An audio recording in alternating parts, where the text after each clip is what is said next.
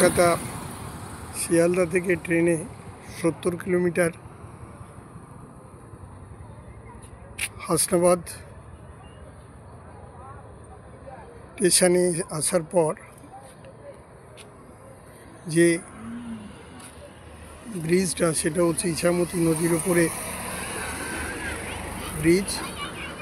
এই ব্রিজের দুই দিকের দৃশ্য আপনারা দেখছেন। আর এই যে নদীটা আপনারা দেখতে পাচ্ছেন, এটা হলো ইছামতি নদী। ভয়ঙ্কর রূপ দেখা যায় বর্ষাকালে।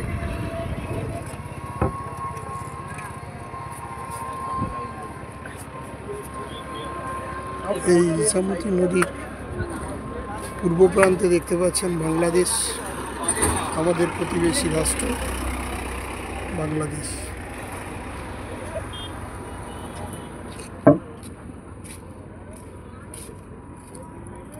আমি আপনাদের এই ব্রিজের ওপরে দাঁড়িয়ে ইছামতির দুই দিকের দৃশ্য পরিদর্শন করাচ্ছি।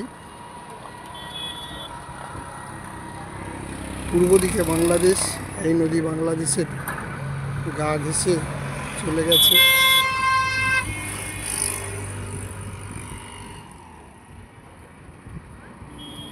ইছামতি নদীর উপরে ব্রিজটা অধুনা নির্মিত।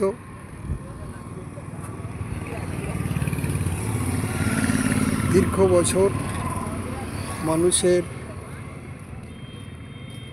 সমস্যার সমাধান এই ইছামতি নদীর ওপরে ব্রিজ করে চলেছে। এখন সকলে আমরা এই এলাকার অধিবাসী যারা ভীষণভাবে উপকৃত।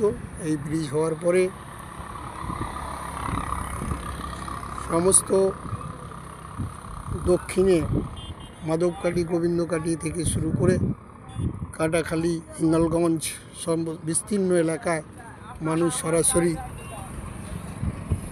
গাড়িতে, যানবাহনের মাধ্যমে যাতায়াত করতে পারছে। এই ব্রিজের অপরিসীম উপকারিতা যা মানুষ আজ উপলব্ধি করতে পারছেন। আমি সেই ব্রিজের উপরে দাঁড়িয়ে আপনাদের ইছামতি নদীর দৃশ্যটি তুলে ধরেছি। আপনারা দেখছেন আমার এই ভিডিওর মাধ্যমে। চাক্ষুষ করুন প্রত্যেকে।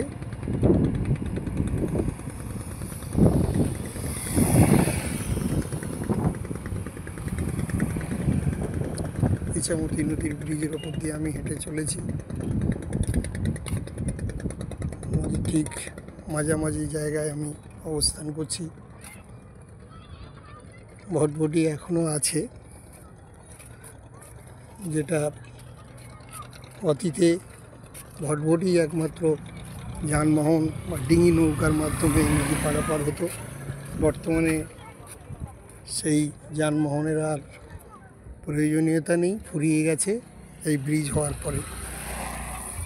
আজ মানুষ খুশি।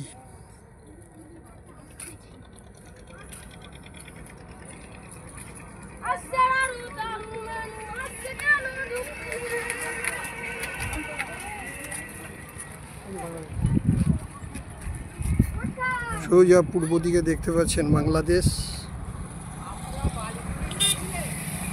বাংলাদেশ খুব কাছেই আমরা দাঁড়িয়ে আছি।